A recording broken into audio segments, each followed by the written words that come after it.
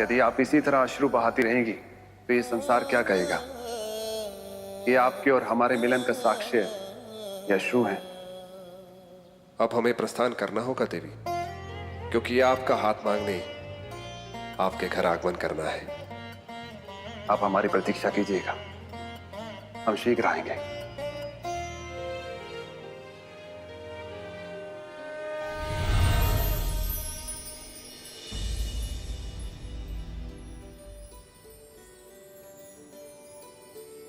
क्या हुआ सखी? अभी अभी जो हमने देखा, कहीं वो कोई स्वप्न तो नहीं था? नहीं सखी, महादेव ने यहाँ पर साक्षात दर्शन दिए थे। उन्हें देखकर हम भी धन्य हो गए। किंतु सखी, ये बताओ महादेव ने कहा क्या था? उन्होंने कहा कि वो बहुत शीघ्र आएंगे और हमें अपनी अर्धांगिनी बना के लेके जाएंगे। क्या तुम सत्य कह रही हो सखी? अरे, हम तुम्हें ऐसे नहीं जाने देंगे। पहले बताओ पूरी बात। तो हमारी पार्वती देवों के देव महादेव की वधू बनेगी। हे पर्वत, हे वृक्ष, हे आकाश, हे नदी, आज हम बेहद प्रसन्न हैं, क्योंकि महादेव ने हमारी पुकार सुन ली और आप सभी हमारे विवाह में आमंत्रित हैं। आप सभी हमारे विवाह में आमंत्रित हैं। पुत्री पार्वती, पार्वती, कहाँ हो तुम? राजकुमारी पार्वती का कुछ पता चला? आओ मेरे साथ। हे नदी, हे पर्वत, हे पुष्प, तुम सभी हमारे विवाह पर आमंत्रित हो।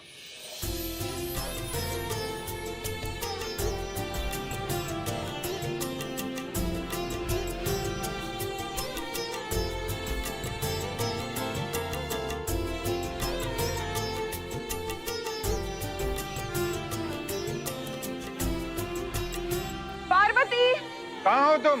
हम संपूर्ण हिमालय को न्योता देंगे। ये तो हमारी पुत्री पार्वती का स्वर है। पार्वती, पार्वती कहाँ चली गई थी तुम? हम कितने व्याकुल हो गए थे। माता, वो हम आपकी निष्ठा और भक्ति दोनों से संतुष्ट हुए हैं, इसीलिए वरदान देते हैं, हम आपको अपनी अर्धांगिनी के रूप में स्वीकार करेंगे।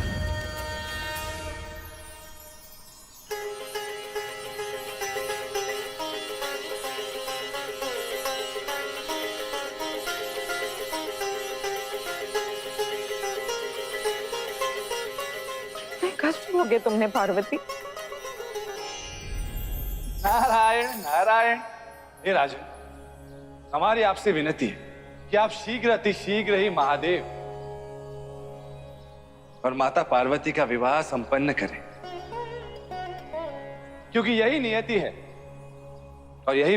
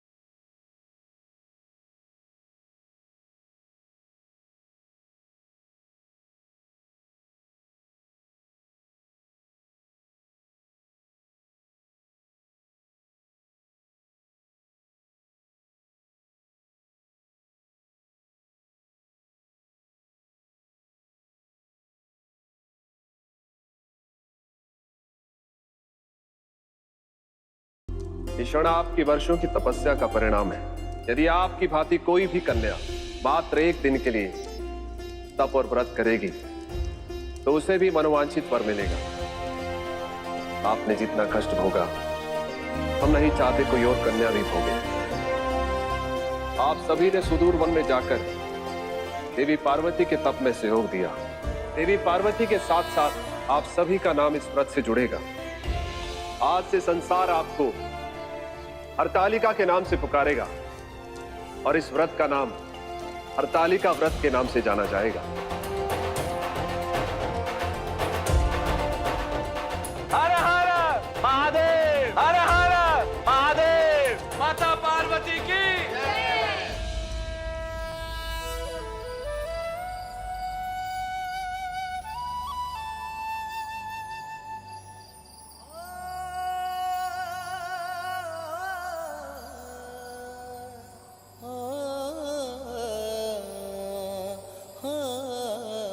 धैर्य और संयम वो अचूक वाण है जो प्रत्येक कार्य को पूर्ण करवाता है।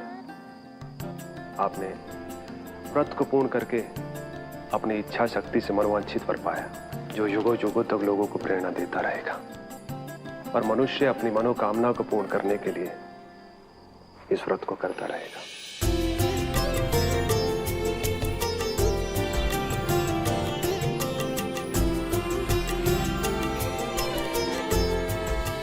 हरतालिका व्रत अगर पूरी श्रद्धा और भक्ति से किया जाए तो तुम्हारे मार्ग में आने वाली सारी बाधाएं दूर हो जाएंगी।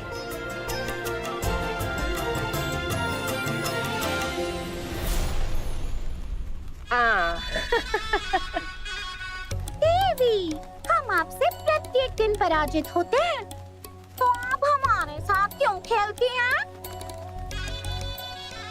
ताकि प्रतिद्वंदी के मस्तिष्क को पढ़ने का अभ्यास चलता रहे और विजय प्राप्त करने की ज्वाला जलती रहे। अच्छा, तो आपकी आत्मा, आपके इतने कुशाग्र बुद्धि कैसे हैं? नारायण नारायण। प्रणाम देवी पौलमी। प्रणाम देवर्षि। आइए चौसर खेलते हैं। ना ना ना ना देवी पौलमी, ये छल से भरे खेल को आप ही खेलिए। इसे खेलने में हम अत्यंत शीन हैं। हम तो यहाँ आपको एक महत्वपूर्ण सूचना देने हेतु आए हैं। कैसी सूचना? देवी पौलमी, माँ संतोषी धरती लोक पर एक अत्यंत अद्भुत कार्य कर रही हैं। कलयुग में मनुष्यों के भीतर लोभ, मोह, माया, छल, द्वेष, अधर्म जैसे अवगुणों में वृद्धि हो गई है और माता उसी का नाश करने का प्रयास कर रही हैं। और इसी कारण वे धरती लोक पे व्रतों का प्रचार कर रही हैं। प्रत्येक व्रत के पीछे भगवान है, भक्त है, उनकी भक्ति है, आस्था है, निष्ठा है, प्रेम है, जिसका ज्ञान मनुष्य को देना अत्यंत ही आवश्यक है। और कलयुग सतयुग की भांति तभी बनेगा ना जब इन अवगुणों का अंधकार मिटेगा। और माते इसी अंधकार को मिटाने का प्रयास कर रही हैं ताकि भविष्य में धर्म और न्याय से भरे समाज की स्थापना हो सके। नारायण नारायण। देवर्षि, विचार और प्रयास से कुछ नहीं होता। कलयुग में मनुष्य के भीतर इतना लोभ है कि उसे शुद्ध कर पाना असंभव है। नारायण नारायण। कदाचित आप सत्य कह रही हैं देवी पौलमी, किंतु आप ये भूल रही हैं कि विचार और प्रयास से ही लक्ष्य और विजय की प्राप्ति होती है। और यदि धरती लोक पे माँ संतोषी की भक्त का ये व्रत सफल हुआ तो ये एक उदाहरण सिद्ध होगा और व्रतों की यात्रा का प्रारंभ भी होगा। किंतु आप चिंतित ना हो, आप खेलिए ना ये चौसर का खेल। हमें आज्ञा दीजिए, हमें समस्त देवलोक को जाकर ये सूचना देनी है ताकि उनके मन में धरती लोक को लेके जो शंकाएं हैं, जो व्याकुलता है, वो सब समाप्त हो जाए। आज्ञा दे देवी पौलमी। नारायण नारायण।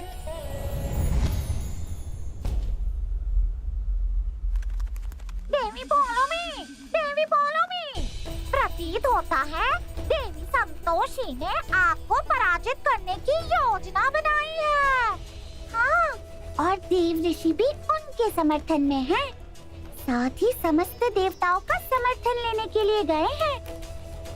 कहीं देवी संतोषी सफल हो गई तो? सफलता और असफलता का आंकलन तो तब होगा जब देवी संतोषी की भक्त का व्रत पूर्ण होगा। दीदी, हम हरतालिका व्रत पूरी श्रद्धा के साथ करेंगे। और हर कदम पर तुम्हारा साथ देगा तुम्हारा इंद्रेश।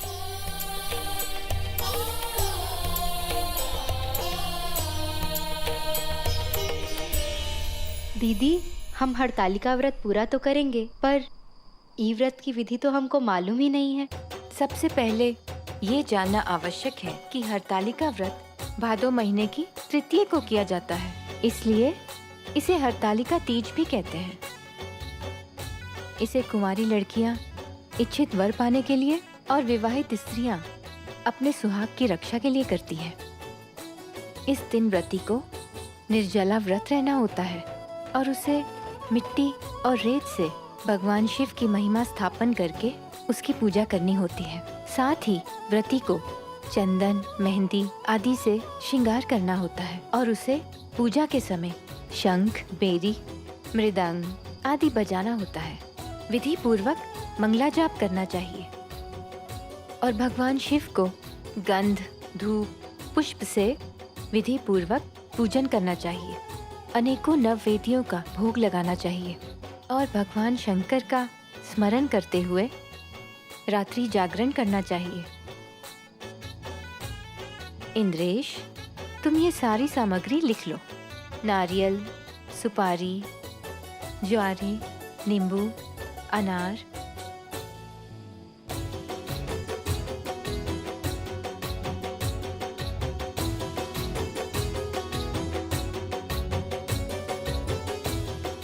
विधि मैंने बता दी, अब तुम दोनों तैयारी कर लेना। मैं खुद आकर विधि पूर्वक तुम्हारा हरतालिका व्रत करवाऊंगी। लेकिन पंडित जी वो कहाँ से आएंगे? कहा है कि अगर हमने यहीं से किसी पंडित को बुलाया तो स्वाति के मम्मी पापा तो कुछ नहीं बोलेंगे, पर हमरे बाबूजी तो कोहराम मचा देंगे। मैं खुद आकर ये व्रत करवाऊंगी। मेरी दृष्टि में संसार के सबसे अच्छे पंडित जी हैं, मैं उन्हें लेकर आऊंगी। नारायण नारायण, कोटि कोटि धन्यवाद माते। अर्थात आप हमें पंडित जी बना के धरती लोक पर ले जाएंगी। उत्तम, अति उत्तम।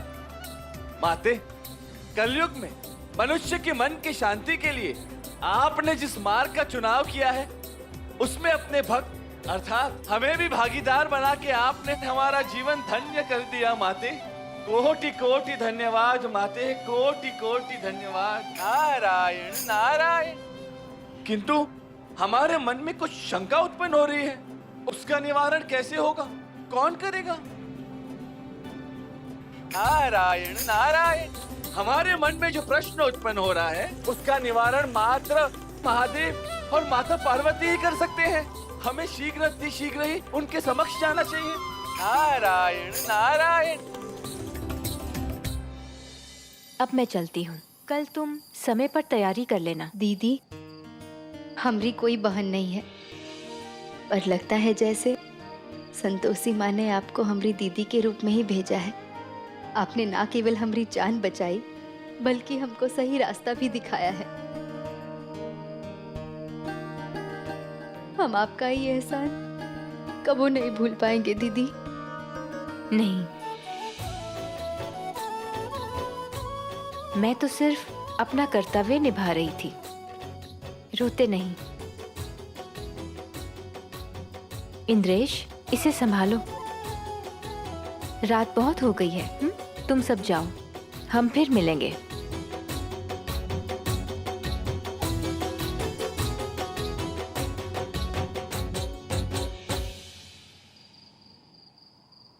स्वाति,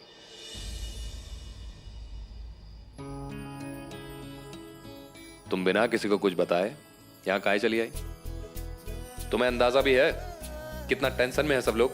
और तुमको अंदाजा है कि हम कितना परेशान थे? तुम ही बताओ, क्या कहते सबसे कि जो लड़का हमको प्यार करता है वो आज कह रहा है कि हमको भूल जाओ।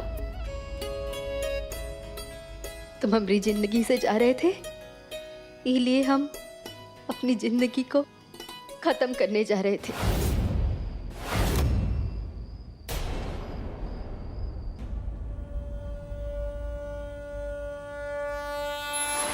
नारायण नारायण।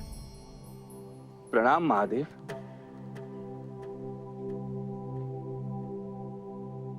प्रणाम माते। माते, एक दुविधा में फंस गए और उसके निवारण हेतु महादेव के समक्ष आए हैं, किंतु महादेव तो ध्यान में मग्न हैं। ऐसी कौन सी दुविधा है देवर्षि, जिसके लिए आपको इस समय यहाँ पर आना पड़ा? आपको तो ज्ञात है, धरती लोक पर बालिका स्वाति माता संतोषी की सबसे बड़ी भक्त है, और इंद्रेश उनके लिए उचित वर भी है, किंतु इंद्रेश के कुटुंब से हम भली भांति परिचित हैं। ऐसे में स्वाति जैसी सरल, मृदुल और धार्मिक कन्या उस कुटुंब में कैसे रह पाएगी? देवर्षि, प्रकाश का महत्व हमें अंधकार में ही ज्ञात होता है। देवी संतोषी की भक्त यदि ऐसे वातावरण में जाएगी जहां अधिकतर मनुष्य की सोच नकारात्मक है, तो स्वाति की सकारात्मकता उसका साथ देगी, जिससे उसे सम्मान मिलेगा और उसका साहस भी बढ़ेगा। और देवर्षि, इंद्रेश का कुटुंब जैसा भी हो, परंतु वो हृदय से बहुत उत्तम है और महादेव के भक्त भी हैं। वो महादेव के भक्त प्रेम और त्याग दोनों को भली भांति जानते हैं।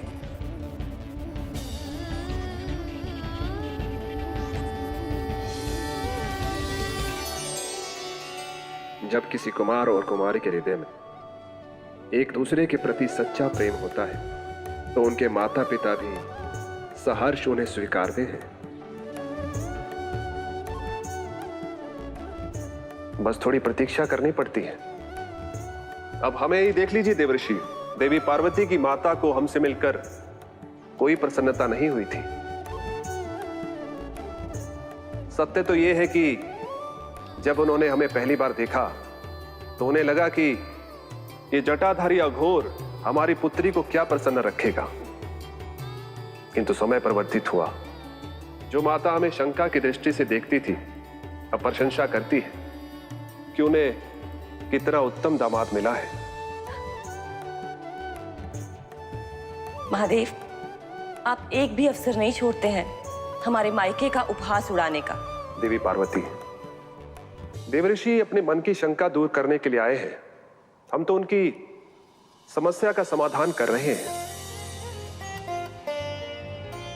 अन्यथा आप तो जानती हैं हम हमारी सास और ससुराल का कितना सम्मान करते हैं। महादेव, आप रहने दीजिए, हमें सब ज्ञात है।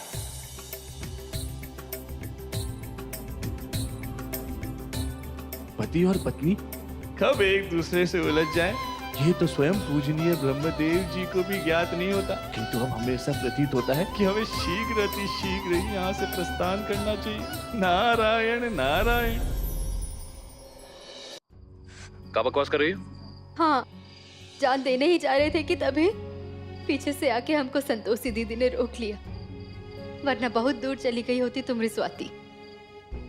तब शायद तुमको हमको भुला पाना और आसान हो जाता ना इंद्रेश? पगला गई हो का? जानते भी हो कितना चाहते हैं तुम्हें। अरे तो घर वालों के चक्कर में उल्टा सीधा बोल दिए। पर स्वाति, कसम महादेव की, उम्रे बिना हमारा जीवन भी मिट्टी है।